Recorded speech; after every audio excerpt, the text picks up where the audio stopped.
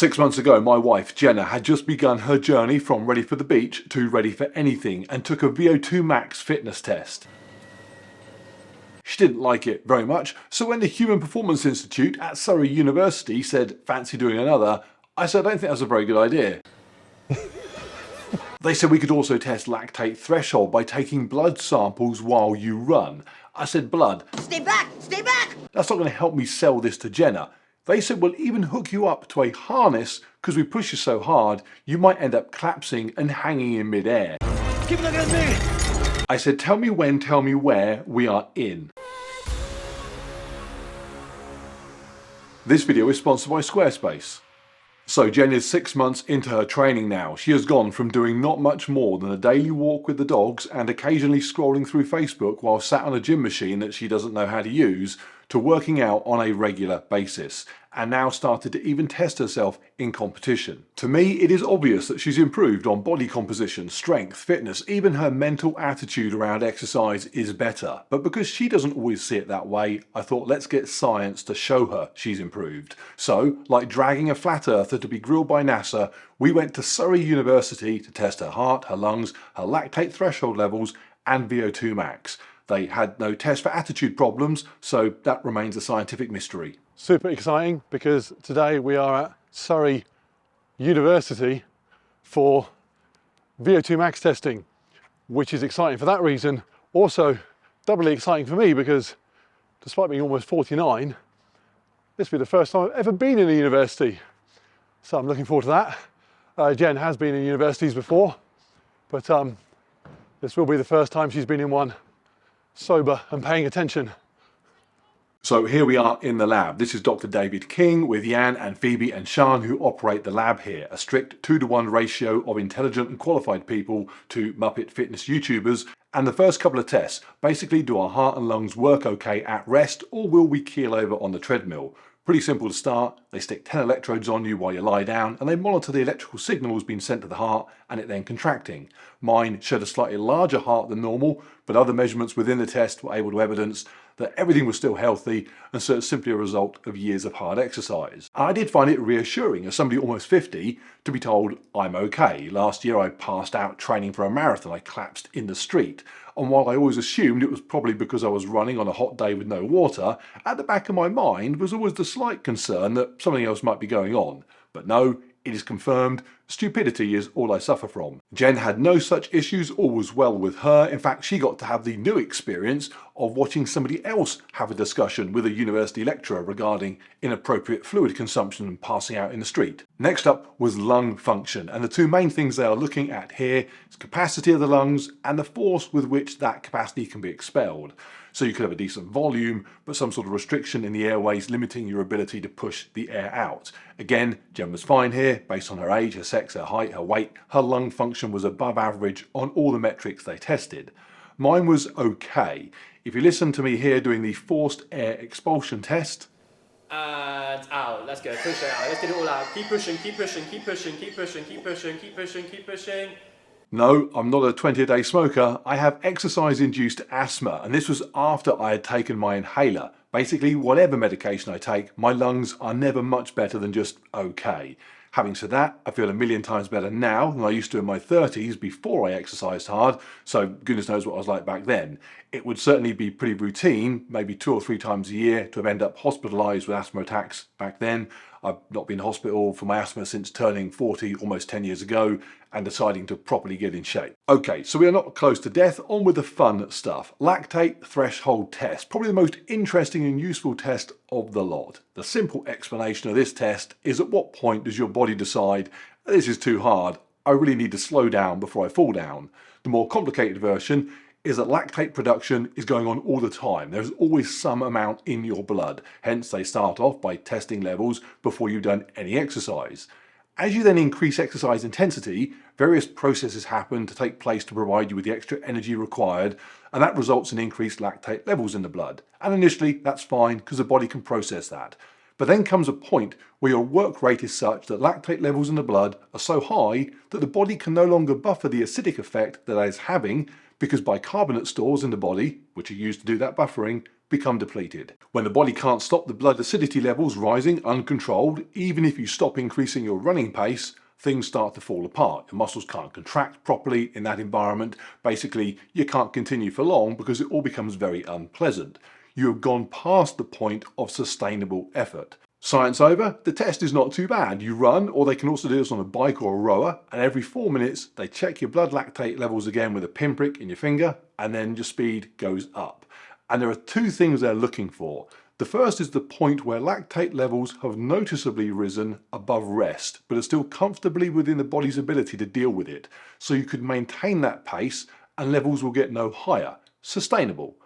And then where lactate levels have risen to a point where the body is unable to deal with it, and that pace won't be sustainable for much longer because levels will continue to rise even if you don't speed up. Unsustainable. And although everyone gets very excited about VO2 max, I'll come on to that test next, really this is the important one. How fast can you go and keep going? If you're wanting to run a 10k, a half marathon, a marathon, knowing what your blood lactate levels are doing at different speeds is really useful, especially if you're training. And this is also where we start to see Jen's improvements. At the start of this year, Jen would struggle to break 30 minutes for a park run, that's 5k.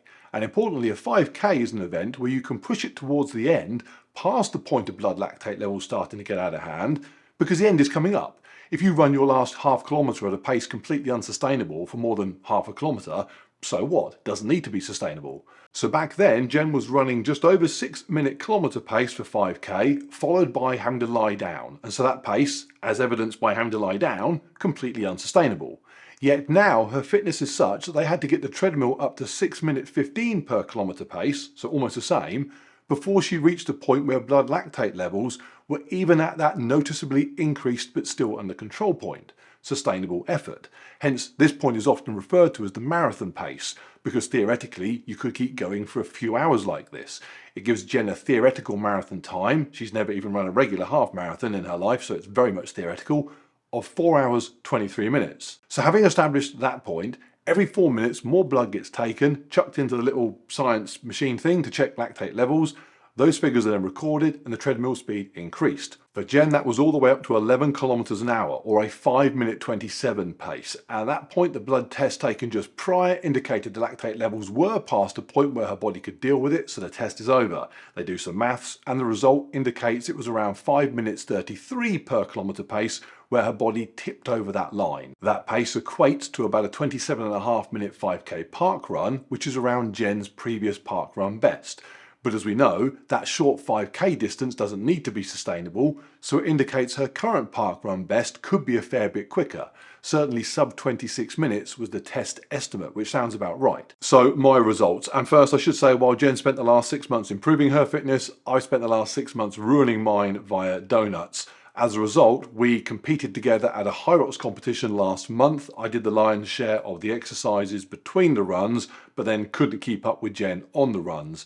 I then took a cycling fitness test a couple of weeks ago and had results that were shockingly bad compared to ones I'd achieved on the same test last year. So I went into this knowing that I am now back on it, but not yet looking like I'm back on it. So, excuses out the way.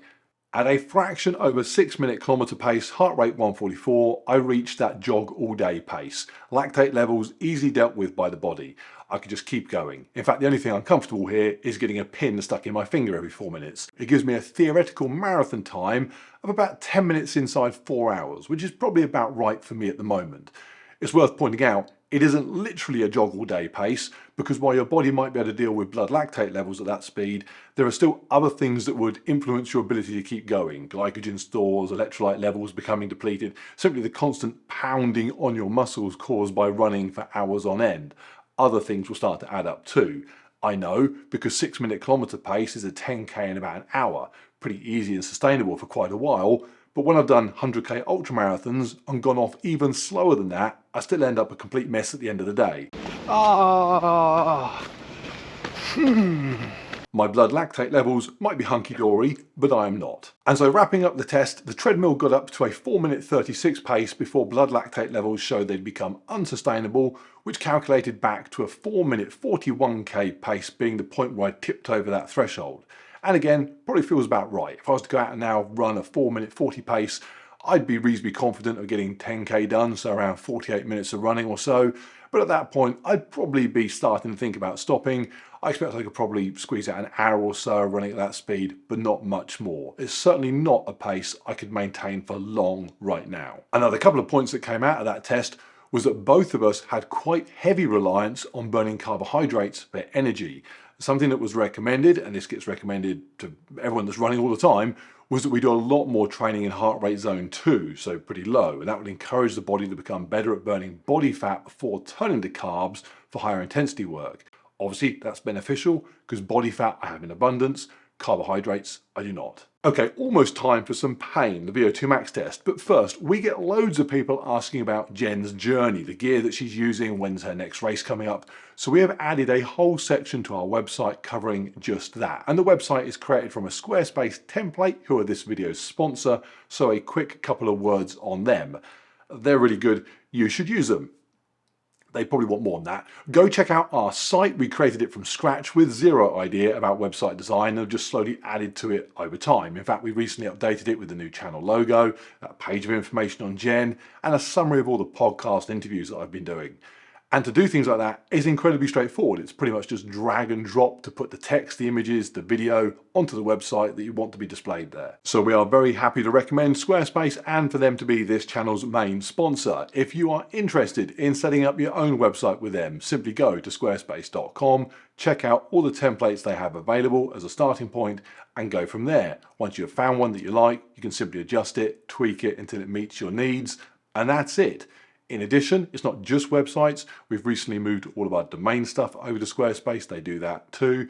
And we're about to launch our merchandise on the site. They are all set up for the e-commerce solutions that we're going to need to achieve that. They have it all covered. So to create your own site, go to squarespace.com, select a free trial, and then when you're ready to launch your own site, use the code MarkLewis for 10% off. It is simple and painless. Unlike a VO2 max test. Looking good. VO2 max, the highest rate at which oxygen can be taken and used by the body during exercise. It's a disgusting test, but a pretty good indicator of overall aerobic fitness. How much oxygen can you utilize at your limit? It's also calculated based on milliliters of oxygen per kilogram of body weight, and I'll explain the importance of body weight in a bit. The good news is they're not sucking blood out of you as you go. The bad news is they make you run until you literally can't run anymore. Hence you are hooked to a rope just in case you do collapse. Test is straightforward enough. Every minute the speed of the treadmill increases, therefore your intake and requirement for oxygen increases with it. And everything just keeps going up until you can neither take on board any more O2 nor get rid of the CO2 that's building up within you. In other words, you're done. Going into this, my guess was that Jen was going to max out at something close to a 4-minute 30-kilometer pace. Given that VO2 tests can last anywhere between 10 and 15 minutes, I couldn't see her running much faster than a 4-minute 30 after 10 minutes of running. What's interesting is that when Jen started training and was given intervals to run on the treadmill as part of that training, she was struggling at 5-minute kilometer pace for more than a few minutes without being 100% wiped out, which was in keeping with her half-hour park run times. I knew she was going to be quicker than 5-minute pace on this because she was running close to 5-minute kilometer pace during that Hyrox that we did, and I was probably holding her back from running under 5-minute kilometer pace then. Now, Hyrox is a bit different because there's a break between the runs, but you are doing other forms of exercise during that break, so it's not like you're hitting each of those runs fresh. Come on, let's go, Jen. Give all you got. Give all you got. Come on. You got it. Keep pushing. But she got up to a 4-minute 17-kilometer pace after running for 10 minutes. For someone that didn't run 6 months ago, that is whizzing along. That is the pace that I run a reasonably quick park run at. It's just over 21 minutes for a 5K. And I'm running that. I appreciate if you're a good runner, it's going to seem fairly unimpressive. But there's an awful lot of people out there who would just not be able to run at that pace at all, let alone do it after 10 minutes of building up to get there. Oh, flying! Flying along. Yeah, awesome. 4:17 pace. You're almost going quite quick. So the result of all that was that Jen was able to utilise just over 2 litres a minute of oxygen, which divided by her body weight of 55 kilos gives 37.7 millilitres of oxygen per kilogram per minute. A VO2 max of 37.7 for a female in their 30s gets Jen just into the excellent category. Let's go, Mark, come on. Halfway through the stage, come on, let's go. There we go. Keep it up. Right, my VO2 pretty much as expected given the donuts. My result was 4.82 litres a minute and at a body weight of 102, that's 47.2 mils per kilogram per minute. Like Jen just scraped into excellent.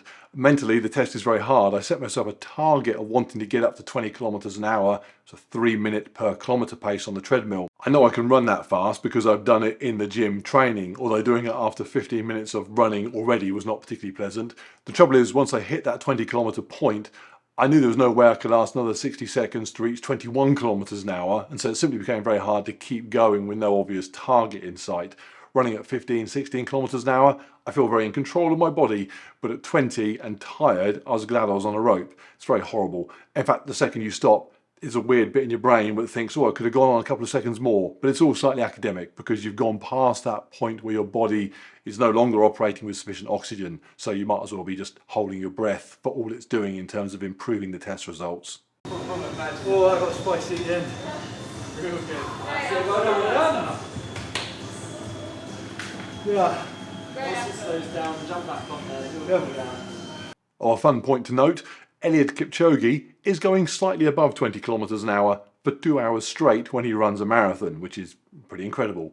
Although my mother could beat him in a deadlift, so swings roundabouts. Also worth pointing out, the impact that weight has. My 102 kilo body is using almost 5 litres a minute of oxygen versus Jen's 2.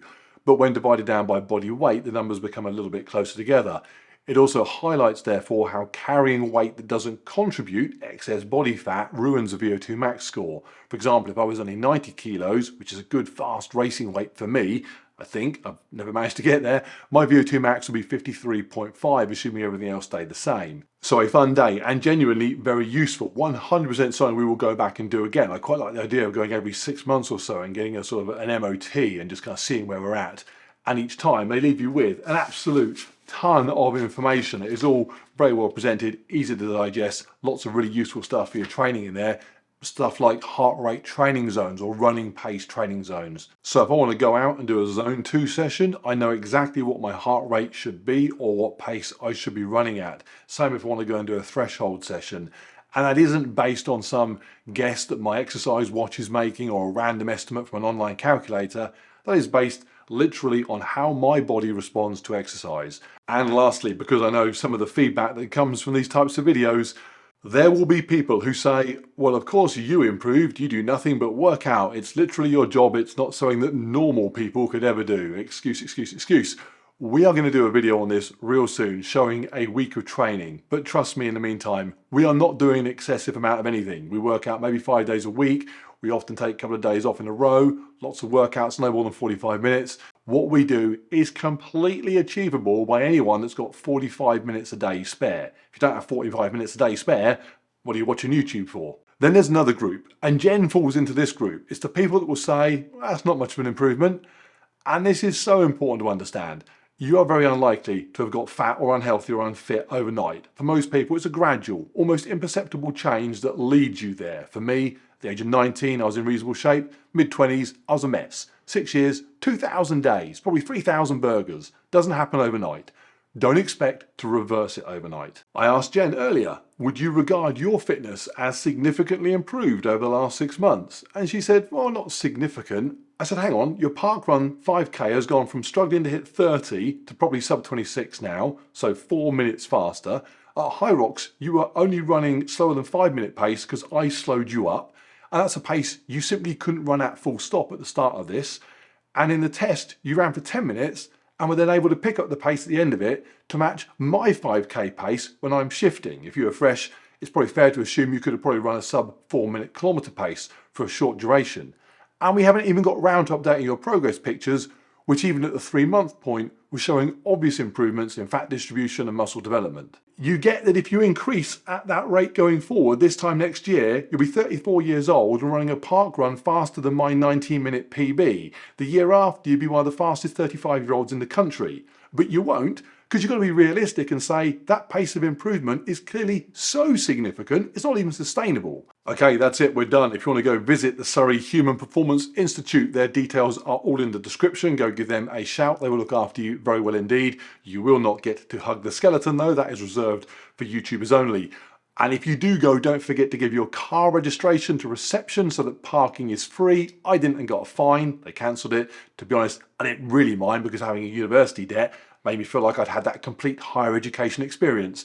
I asked Jen if we should go home and have pot noodles for dinner and not wash up for a week to make it even more authentic, but she was still annoyed about the Sober and paying attention. joke, so I left it there.